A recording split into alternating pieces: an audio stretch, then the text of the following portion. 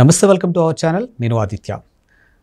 అంబటి రాంబాబుకి సంబంధించినటువంటి వ్యవహారాల్ని ధూళిపాల నరేంద్ర బట్టబయలు చేసినట్టు మీడియా ముఖంగా ఒక వార్త అయితే వినిపిస్తుంది. మరి ఈ అంశం గురించి డిస్కస్ చేయడానికి ప్రస్తుతానికి మనతో పాటు స్టూడియోలో ఉన్నారు ప్రముఖ senior journalist and political analyst C S Rao గారు. సార్ని అడిగి మరి విషయాలు తెలుసుకుందాం. సార్ నమస్కారం. సార్ నమస్తే. అంబటి రాంబాబుకి సంబంధించినటువంటి అంశాలని ధూళిపాల నరేంద్ర బట్టబయలు చేసినట్టు ఒక అంశం అయితే తెర మీదకి వస్తుంది. మరి ఇదే గనక వచ్చినటువంటి వ్యవహారాలని క్యాలిక్యులేషన్ చేసుకొని చూస్తే అంబటి రాంబాబు యొక్క భవిష్యత్తు ఏ విధంగా ఉండబోతుంది? సో అంబటి రాంబాబు గురించి మనం చెప్పుకోవాలంటే ఆయన మాజీ మంత్రి, senior politician, fire brand YSR Congress పార్టీకి. అంబటి రాంబాబు గారు నీటిపారుదల శాఖ మంత్రిగా చేశారు. ఆయన నీటిపారుదల శాఖ మంత్రిగా చేసినప్పుడు ఏ విధంగా ఆయన రియాక్ట్ అయ్యారు పోలవరం విషయంలో, అలాగే పులిచింతల విషయంలో, వీటన్నీ మనం చూసాం. సో ఆయన పోలవరం పూర్తి చేసేటువంటి తేదీల మీద కూడా మాట్లాడారు గతంలో. అంటే ఆయనకి నీటిపారుదల శాఖ మీద ఎంత అనుభవం ఉంది, మంత్రిగా ఆయన ఏం చేశారు అన్నీ తెలుసు. సరే, అది అయిపోయింది. 2024 ఎన్నికలతోటి ఆయన ఏం చేశాడు, జగన్మోహన్ రెడ్డి గారు ఏం చేశారు, ఇవన్నిటికీ ప్రజలు గమనించారు, ఇవ్వాల్సినటువంటి తీర్పు ఇచ్చారు. అయితే ఇప్పుడు ప్రభుత్వం మారిన తర్వాత ఒక్కొక్కళ్ళ బాగోతాలన్నీ బయటకు వస్తున్నాయి. ఇసుక సిండికేట్ ఎవరు చేశారు, మద్యం సిండికేట్ ఎవరు చేశారు, మైనింగ్ సిండికేట్ ఎవరు చేశారు, ఇవన్నీ ఒక్కొక్కటి బయటకు వస్తున్నాయి. ఇంతకాలం పాటు మనకి కొందరి మాత్రమే బయటకు వచ్చింది. అంబటి రాంబాబు గారిది బయట రాల. సడన్గా ఇప్పుడు అంబటి రాంబాబు గారి ఇష్యూ బయటకు వచ్చింది. అది ఎవరు బయట పెట్టారంటే Dhulipalla Narendra, senior politician, Ponnuru MLA. ఆయన తెలుగుదేశం పార్టీలో కీలకమైనటువంటి లీడరు, ప్లస్ ఆధారాలు లేకుండా ఎటువంటి ఆరోపణలు చేసేటువంటి లీడర్ కాదు ధూళిపాల నరేంద్ర గారు.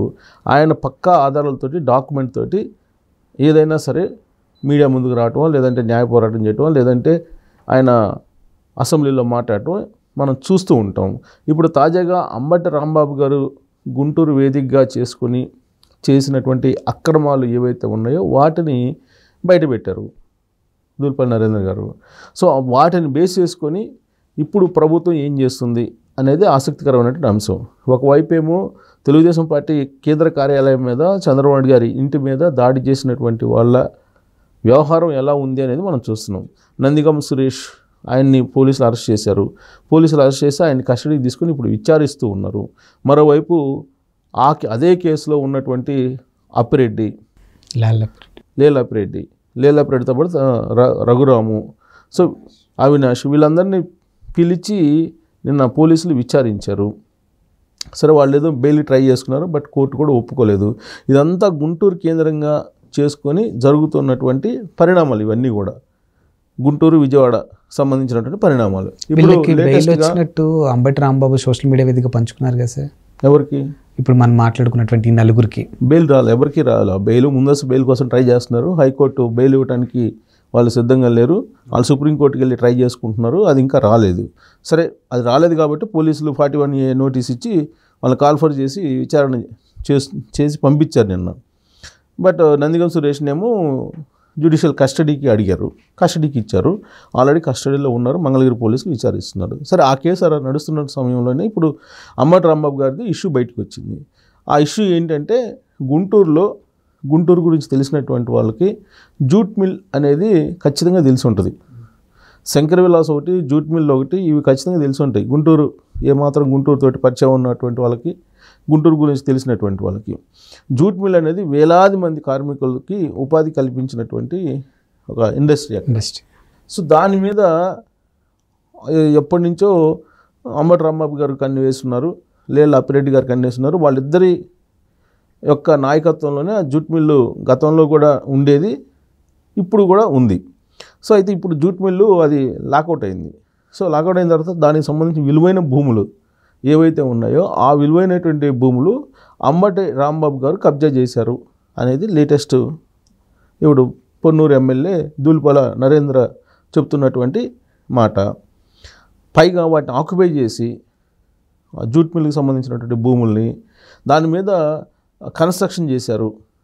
వాళ్ళ బ్రదరు పేరుతోటి వాళ్ళ బ్రదరు కన్స్ట్రక్షన్ చేశారని చెప్తున్నారు. అయితే ఈయన కూడా ఉంది, ఈయన అండదండలతోటి అతను ఆ కన్స్ట్రక్షన్ చేశారని.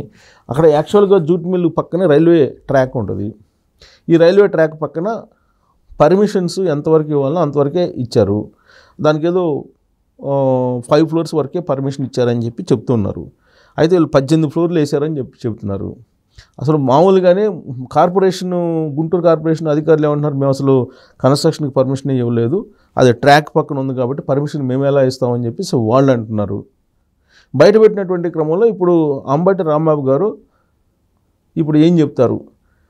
ఇప్పుడు మొన్నటి వరకు కూడా ఆయన మంత్రిగా చేశారు, 24 ఎన్నికలు అయిపోయేంత వరకు కూడా. ఇప్పుడు ఆయన మాజీ మంత్రి అయ్యారు. ఆయన అప్పుడులో మంత్రిగా ఉన్నప్పుడు ఆయన ఏ విధంగా ఆ రోజున ప్రతిపక్షంగా ఉన్నటువంటి తెలుగుదేశం పార్టీ మీద మాట్లాడారు, జగన్మోహన్ రెడ్డి గారిని ఏ విధంగా వెనకేసుకొచ్చారో అన్నీ మనం చూసాం. బేసికల్గా అంబటి రాంబాబు గారు అడ్వకేటు, ఆయనకి అన్ని చట్టం మీద అవగాహన ఉంటుంది. ప్లస్ ఆయన ఏదైనా ఒక అంశాన్ని విశదీకరించడంలో కూడా తనదైనటువంటి స్టైల్లో వెళ్ళిపోతూ ఉంటారు. మరి ఇప్పుడు దీనికి ఏం చెప్తారు? దీనికి ఏం చెప్తారంటే బహుశా నాది కాదు, అది మా తమ్ముడిది అని చెప్తారు. అదొక్కటే ఆప్షను. ఎందుకంటే ఆల్రెడీ ఆధారాలతో సహా దూలిపల్లి నరేంద్ర గారు బయటపెట్టారు. అక్కడ అసలు ఆ ఫ్లోర్స్ ఇప్పుడు ఆల్రెడీ అమ్మేశారు. ఇప్పుడు కొనుగోలు చేసినటువంటి వాళ్ళ పరిస్థితి ఏంటి అనే దాని మీద ఇప్పుడు చర్చ జరుగుతుంది. ఒకవైపు ఏమో హైడ్రా లాంటిది వ్యవస్థ ఆంధ్రప్రదేశ్లో కూడా అవసరము అని చెప్పేసి పట్టణాభివృద్ధి శాఖ మంత్రిగా ఉన్నటువంటి నారాయణ గారు చెప్తున్నారు. ఆ హైడ్రా లాంటి వ్యవస్థ లేకపోయినందువల్లనే బుడమేరు పొంగింది, అలాగే అక్కడ ఏలూరు కాలువ కూడా పొంగింది అని చెప్పి చెబుతున్నారు. దాని కారణంగానే నష్టం జరిగింది. భవిష్యత్తులో అలాంటి నష్టం జరగకుండా ఉండటానికి హైడ్రా లాంటి వ్యవస్థను బలంగా తీసుకురావాలి అనేటువంటి ప్రయత్నం ఆంధ్రప్రదేశ్లో కూడా చేస్తామని చెప్పి చెప్తున్నారు. హైడ్రాకి ప్రత్యేకమైన అధికారాలను ఇస్తూ తెలంగాణ ప్రభుత్వం నిర్ణయం తీసుకుంది. అలానే అక్కడ కూడా హైడ్రాని ఏర్పాటు చేసి ఇప్పుడు కాలువ గట్ల మీద ఉన్నటువంటి ఆక్రమణల్ని, కరకట్ట మీద ఉన్నటువంటి ఆక్రమణల్ని, లేదా అంబటి రాంబాబు గారు ఇప్పుడు జూట్ మిల్లుకు సంబంధించిన భూములను ఆక్యుపై చేసేసి అక్కడ అక్రమ నిర్మాణాలు చేపట్టినటువంటి పరిస్థితి, అలాంటి వాటిని తొలగించేటువంటి కార్యక్రమం మొదలు పెట్టాలి అనేది అక్కడ ఉండేటువంటి ప్రభుత్వం కూడా ఆలోచిస్తుంది. సో ఈ లోపుగానే అసలు మంత్రి నారాయణ గారు ఒక పిలుపునిచ్చారు. ఎవరైతే వైఎస్ఆర్ కాంగ్రెస్ పార్టీ వాళ్ళు 2019 నుంచి 2024 వరకు ఆక్యుపై చేశారో ప్రభుత్వ భూముల్ని, అవన్నీ తిరిగి ఇచ్చేసేయండి, మేము హైడ్రా పెట్టి మళ్ళీ వాటిని స్వాధీనం చేసుకోకముందే అని చెప్పి ఆయన చెప్పారు. స్వచ్ఛందంగా మీరే రాండి అని. మరి ఇప్పుడు అంబటి రాంబాబు గారు స్వచ్ఛందంగా వస్తారంటే ఆల్రెడీ కన్స్ట్రక్షన్స్ 18 ఫ్లోర్లు కట్టారట. ఆ 18 ఫ్లోర్లకు సంబంధించిన ఫ్లాట్లు కూడా అమ్ముకున్నారు. ఆ కొన్న వాళ్ళటువంటి పరిస్థితి ఏంటంటే కొన్న వాళ్ళకి డబ్బులు అంబటి రాంబాబు గారు ఇవ్వాలి అనేటువంటి డిమాండ్ ఇప్పుడు దూలిపల్లి నరేంద్ర గారు చేస్తున్నారు.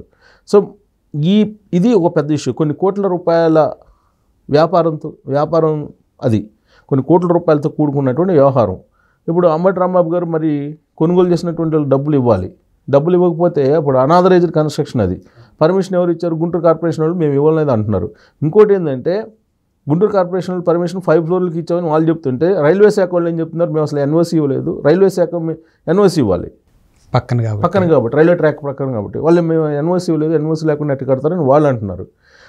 పోనీ కట్టారనుకున్నా కానీ 5 ఫ్లోర్లు కట్టాల్సిన 18 ఫ్లోర్లు కట్టారని చెప్పి అంటున్నారు. అంటే అడుగడుగున అక్రమాలు కనిపిస్తున్నాయి అనేది ఇప్పుడు దూలిపల్లి నరేంద్ర గారు బయట పెట్టారు. సో ఇది ఒక పెద్ద వివాదం కాబోతుంది. ఈలోపు అంబటి రాంబాబు గారు అసలు తెలుగుదేశం పార్టీ వాళ్ళతోటి టచ్లోకి వెళ్ళి ఏదో లాబింగ్ చేసుకుంటున్నారు అనేది కూడా ఒకటి వినిపిస్తుంది.